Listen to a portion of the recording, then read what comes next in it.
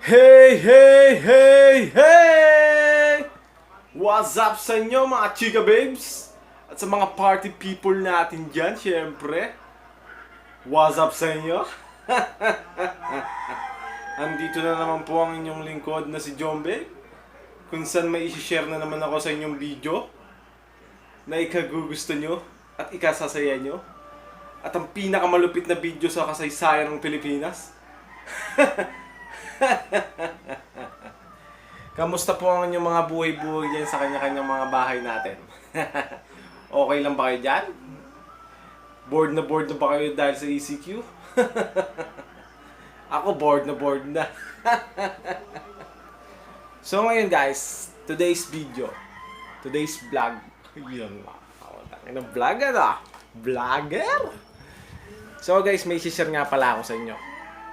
Alam ko at alam nyo na hindi nyo na nasusuot ang mga paborito nyong damit.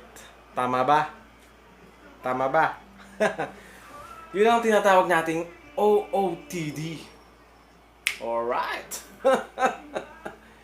Dala ng ECQ or Enhanced Community Quarantine dahil sa lintik na COVID na yan, kaya nauso yung word na quarantine na yan. Kaya hindi na tayo nakakapag-OOTD dahil lagi na tayo nasa bahay eh. Ako nga, hindi na ako nagbe-prep eh. Hindi na rin ako nag-deodorant. Tingnan mo, ang baho. Tsaka tingnan nyo, wala akong prep. Oops.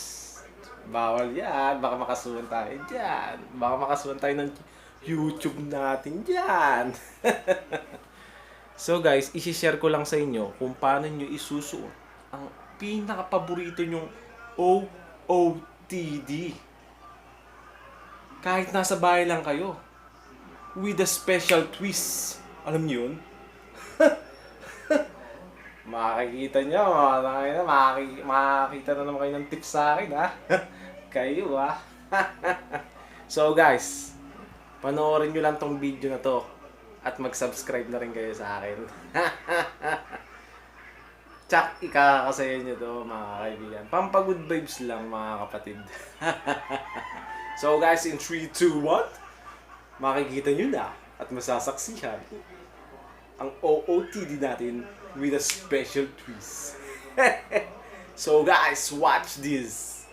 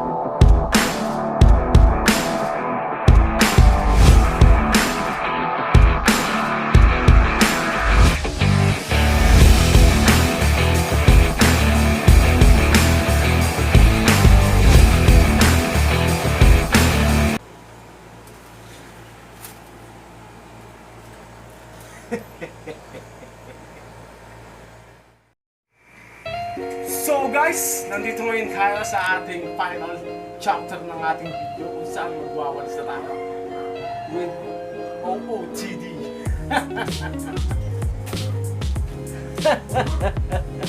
So guys, ganito lang. Nakis nyo yung pumorma. Ayan, magpumorma kayo sa bahay nyo. Magwalis na rin kayo para may maitulong kayo sa magulang nyo. Ito lang pagwawalis yan ah. Ganyan lang ah.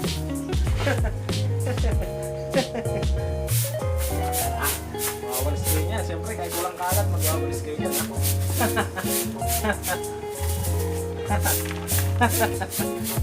Walis-walis, pag may time, siyempre. Namiss niyo yung pumorma, ayan. Pumorma kayo. Magwalis na rin kayo para may matulong kayo sa magulang niyo. At siyempre, magdilig na rin kayo. Ganito lang pagdidilig.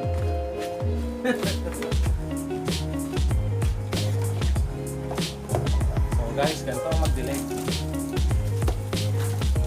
Nakaporma ka na, nakapagdilig ka pa.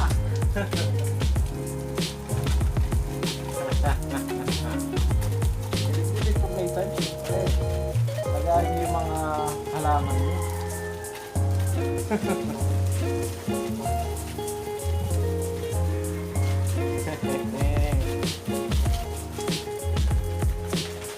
Ayan guys. Tayo naman. Isipin nyo lang, nagagala kayo sa mall.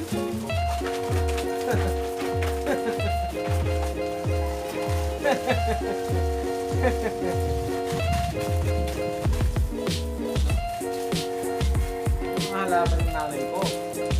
Nalagaan natin yan.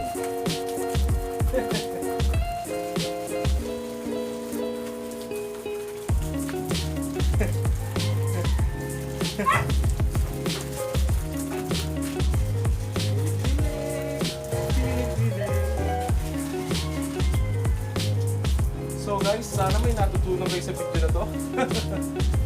Kung na-miss nyo pumorma kayo at syempre magbulig na rin kayo at magwalis. So guys, sa susunod na video at magsama-sama ulit tayo. Hanggang dito na lang ang kalokohan kong ito.